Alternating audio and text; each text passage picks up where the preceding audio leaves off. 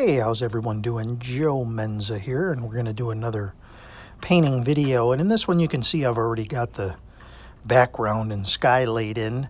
My camera didn't start on time, but the rest of the video went pretty well, so I don't want to just trash the whole thing. So what we're going to do is we're going to do a little exercise, maybe in just showing some distance. Easy way to get distance. So what are we going to lay in here? We're going to do some distant mountains first of all. So we're going to want to use some ultramarine blue. Move the camera over just a little bit so you can get a better view here. And we're going to lay in some distant mountains. Now the idea here is to take and, make a very light ultramarine blue. You could put a little bit of Payne's gray in there. So this is going to be light. There's not a lot of paint on the brush, but it needs to be a little bit stronger so it can dry back. And it's okay, that little cloud coming in over the top is fine. This is just a distant type thing. Don't close in on any lighting that you've created in the distance. So that's as much as we want to do with that. Just a baby blue sort of a thing. We'll just leave that to dry. And then we'll start laying in the next elements here.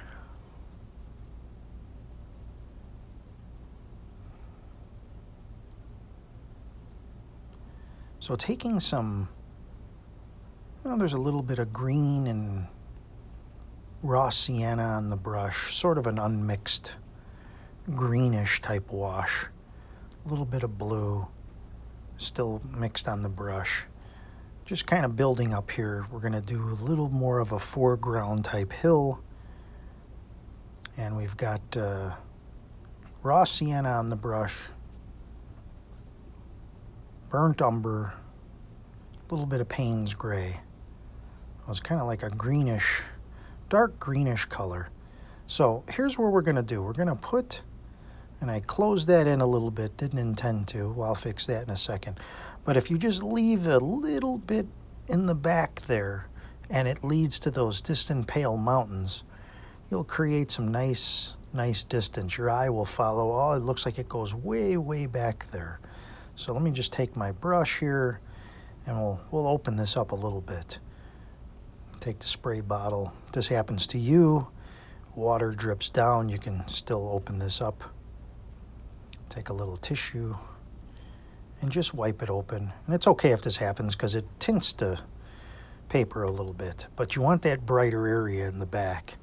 So that it leads, that could be a path, that could be water, river coming through, whatever you like. So now I'm just going to put some trees up here. There's a little bit of a glare, sorry, when I video inside, I always seem to get a glare somewhere. I'm just going to do some quick pines with the Hake brush.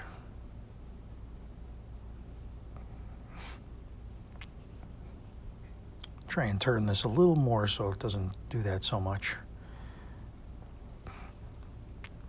So we're keeping this liquidy enough that we have the wet and wet effect.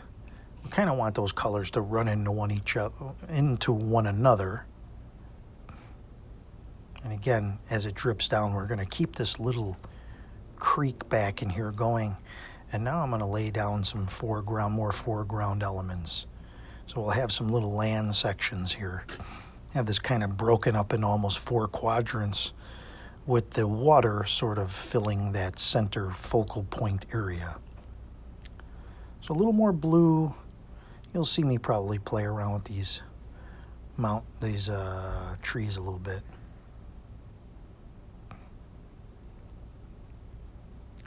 And now I'm just darkening while this is still wet, the base. And you can see we just have enough light in the back.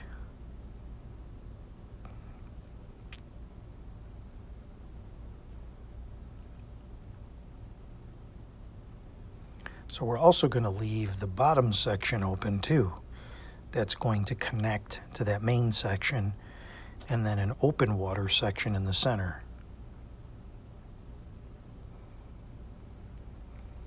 So it sort of gives you an S-curve to follow around from front to back. Now, I'm going to make some land mass here underneath these trees. Taking some burnt umber, a little bit of burnt sienna just to warm it up a little bit. And some Payne's gray.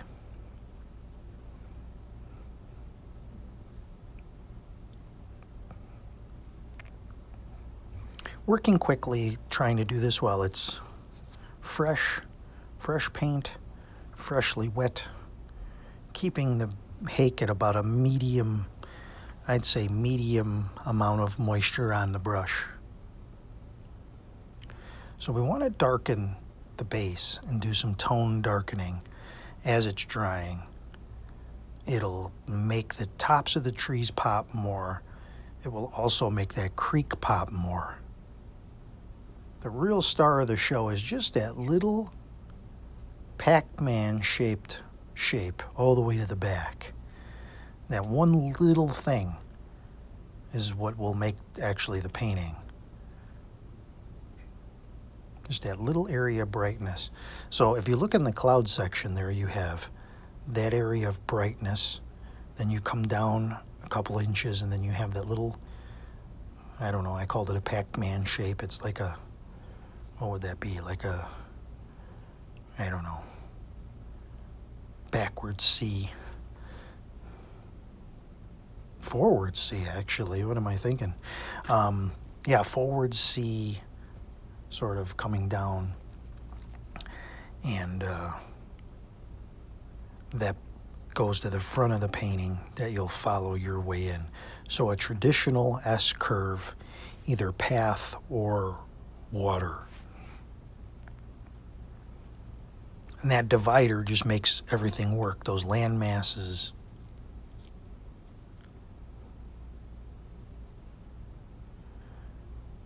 So in the foreground area, I'm trying to keep it a little warmer, a little stronger. Not just going darker with the foreground tones, but also warmer. So I'm trying to keep now as I'm moving along here, as I've always told you guys, I'm rolling along in this journey, so I'll keep you informed as I make little additions. But in addition to not only making the tones stronger in the foreground, but also temperature-wise warmer. So keep in mind temperature, like coolness, warmness, in addition to tones, values, and strength of your paint as well. All of those things will play a role into it. So these are all things you have to really have a running memory. One time I actually made a list. I don't know what happened to that list. They were all things, there was probably about 20 things on there that I wanted to retain just to kind of keep as a running algorithm in my mind, like make sure you do this, make sure you do that. And over time, it'll be committed to memory. So right now, I mean, I've done some little rock scraping with the card. Now, from this point forward, I've really got 90% of the painting, or 95% really done. Now, we're going to do some shading, some darkening, some warming, and some just some little things to prop more of the painting up. To look at things that you see more, like with these trees, I'm going to put a little bit more yellow in there while it's still wet, and try to get some highlight on the trees. You know what I think what I'm going to do is I'm going to put one more pine tree, or at least a couple more on the right side. I think that might be a nice addition to push you down more toward that area. Now notice I've taken the brush a little bit wet and I've sort of pulled the paint down into the dark area. Looks a little like things are maybe overgrown, growing over the side.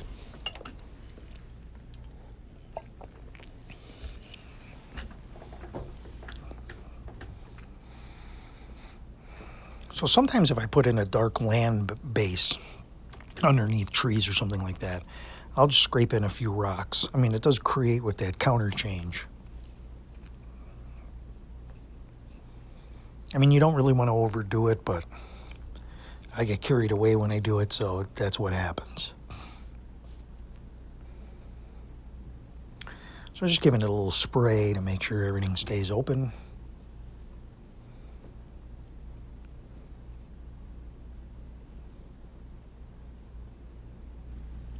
All right, so give it a quick dry, and I'll edit that out so you don't have to hear it. And now we're going to come in with a little more details. Really rather simple painting. We're using a yellow ochre raw sienna, or a combo of the two. Ultramarine blue Payne's gray.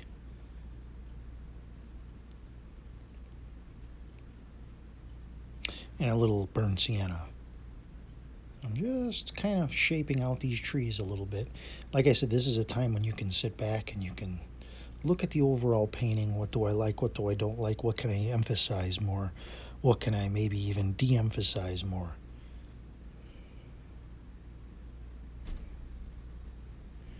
Giving those trees a little spray. The trees themselves are getting a little too heavy. Break that up a little bit. Someone once said my trees look like mud, so I take every critique to mind. Maybe they do, maybe they don't. I'm really more going for shapes, though, than anything. Just like you can see here, I'm taking my long-handled, I newly bought, my long-handled fan brush. Got a couple different sizes, because when I use the big fan brush, I tend to make my trees bigger. So I got a couple smaller fan brushes. So I'm making these just a little bit darker. They're sort of on the darker side of the hill, maybe. Each layer, like you put a distant and then the next thing and the next thing. And you do like 3 layers, the rules of the threes, I was calling it. 3 colors, 3 shades, 3 layers. It really, your painting will have a lot of dimension to it. It's hard to always get those 3, but I call it the rule of the threes.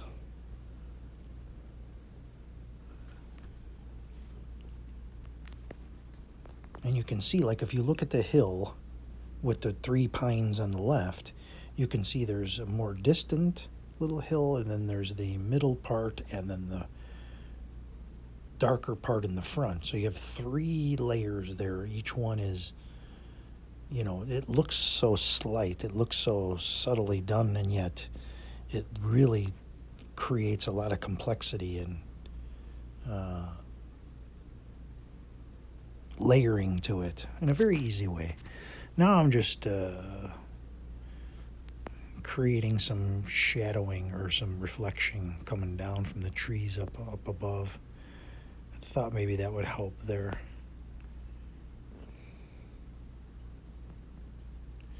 I'm just going a little bit darker now and just kind of tapping in some of the same colors from those trees above.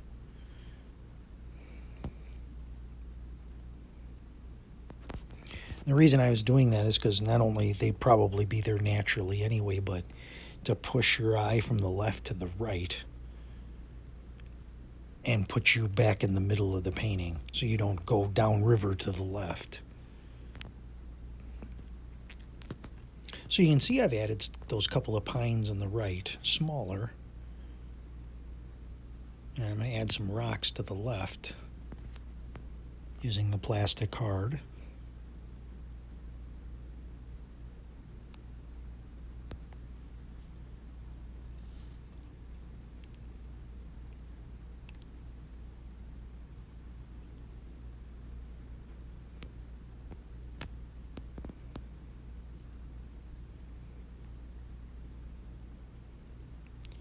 There's that warmth I was talking about. I've been putting burnt sienna into my palette rotation because it has some warmth to it, but it's also a nice earthy brown. And it doesn't dry quite the way it looks on the paper when you lay it in. So that's something you have to prepare for.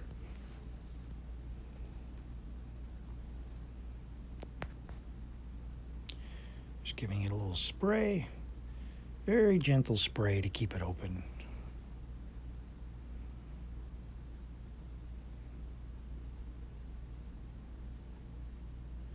I've actually got one of those aromatherapy things next to me. And sometimes I'll have that going just to keep things a little moisture going and open. That, and I like the smell. You put the little, what do you call it, oils in there. It's nice. Give it very relaxing.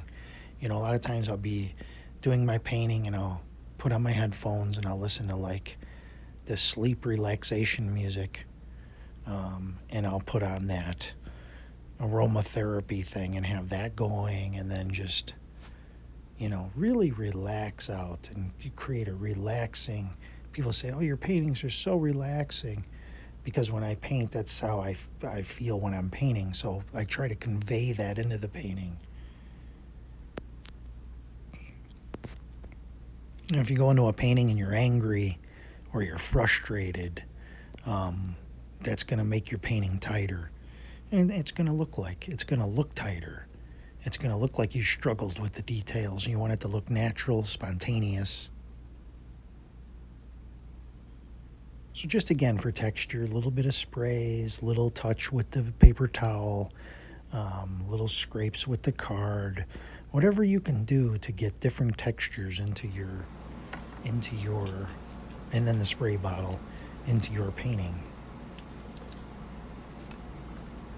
It just breaks up the whole solidness of it. That's what I like.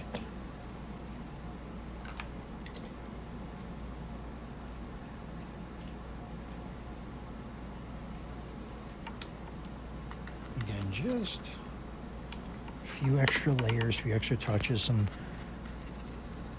yellow ochre off to the left there. Again, stronger and warmer.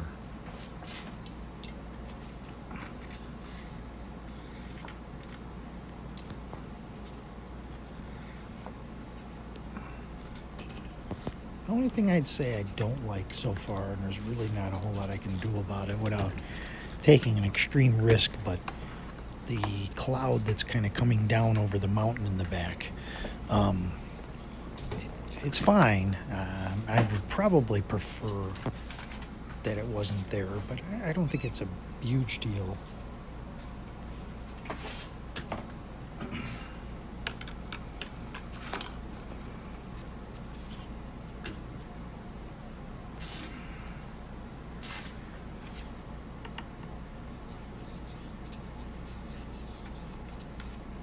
Again, just some little details, just some little touching up, something for you to watch.